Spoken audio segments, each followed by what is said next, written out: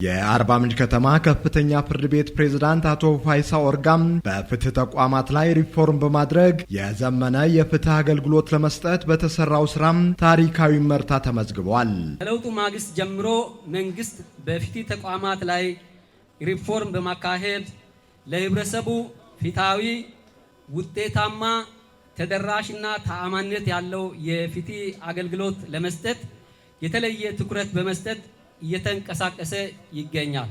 ይህንንም ተከትሎ የአርባ ምንጭ ከተማ አስተዳደር በፍርድ ቤታችን እንዲሁም በፍትህ ሴክተሩ የተለያዩ ዘመናዊ ህንፃ እንዲገነባ በማድረግ የዘመነ የፍትህ አገልግሎት ለመስጠት በከፍተኛ ትኩረት እየሰራ ይገኛል። የአርባ ምንጭ ከተማ ፖሊስ መምሪያ ኃላፊ ኮማንደር ክበበው አዳል በበኩላቸው ከለውጡ ማግስት ጀምሮ መንግስት ለጸጥታው ኃይሉ በሰጠው ልዩ ትኩረት የፖሊስ ተቋማት በመንግስትና በህብረተሰቡ የተሰጠውን ተቋማዊ ተልዕኮን ለመወጣት እየሰራ እንደሚገኝ ይህ ግንባታ ሕያው ምስክር ነው ብለዋል። አርባ ምንጭ ከተማ ፖሊስ መምሪያ በሪጂዮፖሊ ከተማነት በቀረቡ የተቋቋመና የሀገሪቱን የክልሉን ህገ መንግስት፣ ሌሎችን ህጎች፣ ደንብና መመሪያዎችን በመንግስት የሚወጡ ፖሊሲዎችና ስትራቴጂዎች በማክበርና በማስከበር የህብረተሰቡን ሰላምና ደህንነት በማስጠበቅ በከተማው ሰላም መረጋጋት እንዲፈጠር እንዲሁም በተለያዩ መስኮች ያለው አገራዊ ለውጥ ተጠናክሮ እንዲቀጥል የማድረግ ኃላፊነት የተጣለበት ተቋም ነው።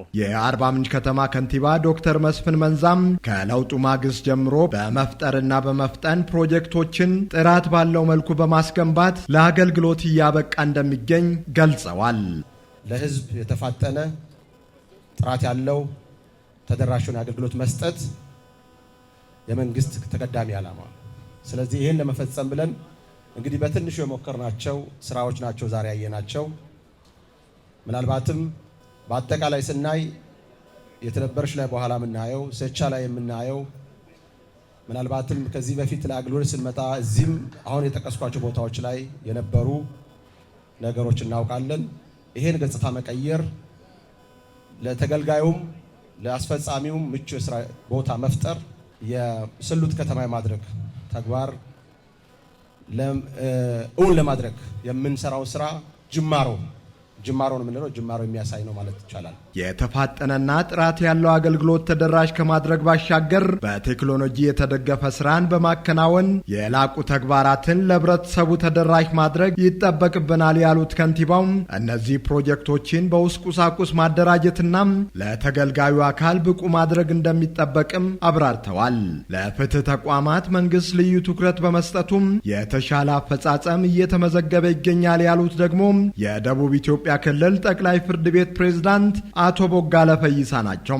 ምቹና ግልጽ የሥራ ሁኔታን በመፍጠር ታማኝነት ያለው አገልግሎት ለህብረተሰቡ ተደራሽ በማድረግ እርካታን ማሳደግ ይጠበቅብናል ሲሉ አቶ ቦጋለም አሳስበዋል። ምቹ የሥራ አካባቢን ፈጠርን ስንል የምናገለግላቸውን ህዝቦቻችንን አከበርን ማለት ነው። ምቹ የሥራ ሁኔታን በምንፈጥርበት ጊዜ ፍትሃዊ የሆነ አገልግሎትን፣ ውጤታማ የሆነ ፍትህን፣ ተደራሽ የሆነ ፍትህን መስጠት እንዲያስችለን ዌልካሚንግ የሆነ ኢንስቲትዩሽን በሚፈጠርበት ጊዜ ተገልጋዮቻችን መጥተው ትራንስፓረንት በሆነ ሁኔታ ምቹ ቦታ ላይ አገልግሎትን ዴሊቨር በምናደርግበት ጊዜ እኛ የምንገነባው ፐብሊክ ኮንፊደንስ ነው። የአርባ ምንጭ ከተማ ፖሊስ የከተማው የመጀመሪያ ደረጃ ፍርድ ቤት ህንፃዎች ተመርቀው ለአገልግሎት ክፍት ሆነዋል።